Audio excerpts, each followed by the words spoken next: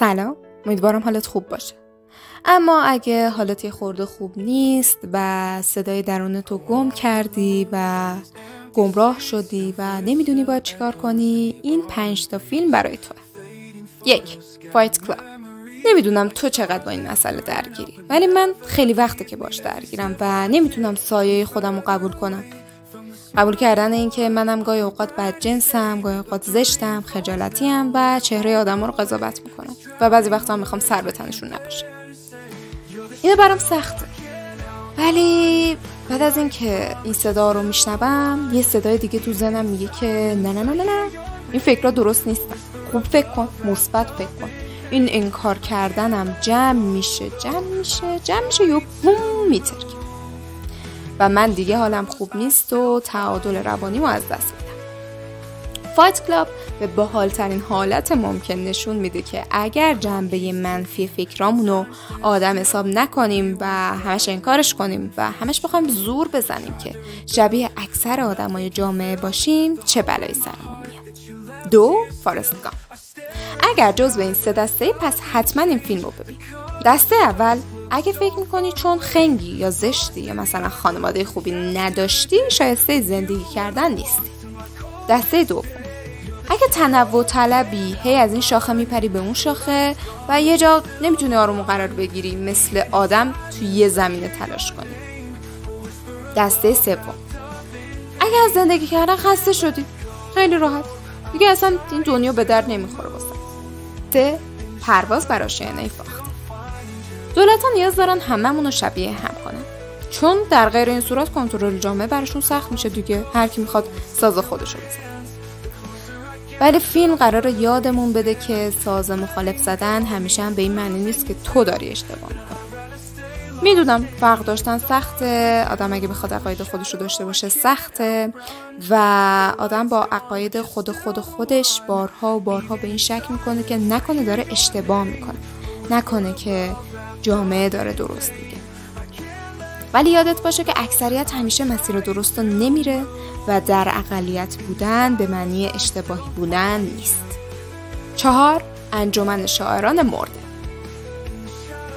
ببین، ما که قرارمون نبود که تبدیل بشیم به یه مش پزشک افسرده و وکیل دغل‌باز و مهندس بیکار.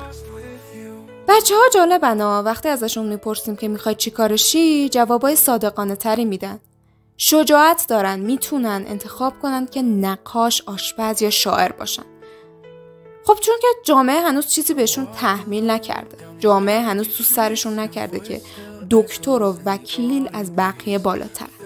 اگر هم بخوان وکیل شن به خاطر اینه که عدالت رو دوست دارن، اگه بخوان دکتر شن به خاطر اینه که شفا دادن رو دوست دارن. شفا دادن براشون قشنگه، نه به این خاطر که از بقیه بالاتر باشن. این فیلم تقدیم به تویی که یادت رفته زیبایی‌های هر شغلی درون همون شغله و پول و قدرت و شهرت اونو زیباتر نمی‌کنه. 5. امریکن بیوتی. یه مرد میان سالی که یهو چشمشو باز میکنه میبینه که هیچی تو زندگیش انتخاب نکرده، یعنی در واقع همه چیزو بر اساس چیزی انتخاب کرده که بقیه میخواستن: خونه، ماشین، شغل و حتی همسرش رو. در واقع این سرنوشت خیلی آمونه ها. میدونم اگه جوونی و داری الان صدای منو میشنوی و داری این ویدیو رو میبینی، ته دلت یه غروری داره که من که اینجوری نمیشم.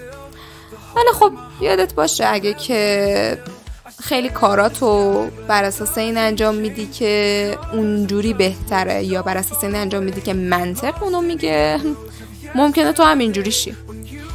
خیلی همون در واقع عروسک خیمه شب بازی جامعه میشیم در نهایت، جوری که تو جوونیمون باورمون نمیشه.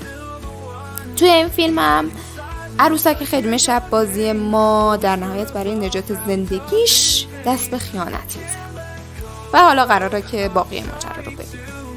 این فیلم ها یه دنیا حرف واسه گفتن داره. خب بس بهت پیشنهاد میکنم که با هر کدومشون که احساس راحتی بیشتری کردی شروع کن، چون احتمالاً وقتی داری این ویدیو رو میبینی حوصله هیچ چیز و هیچ کس و هیچ کاری رو نداری. پس با یه دونشون شروع کن که به نظرت جذاب تر بود. ولی خب این سری نمیگم که امیدوارم که از یه دونش خوشت اومده باشه و همون یه دونه رو ببینی. این سری میگم که لطفاً هر 5 تا این فیلم ها رو بذار تو لیست دیدن، کم کم ببینش. و لطفاً برای عجین شدن بیشتر با دنیای سینما، برای معرفی های بیشتر و برای تحلیل های بیشتر چنل منو سابسکرایب کن، زنگوله رو بزن و در نهایت زنده باد سینما و خدا نگهدار.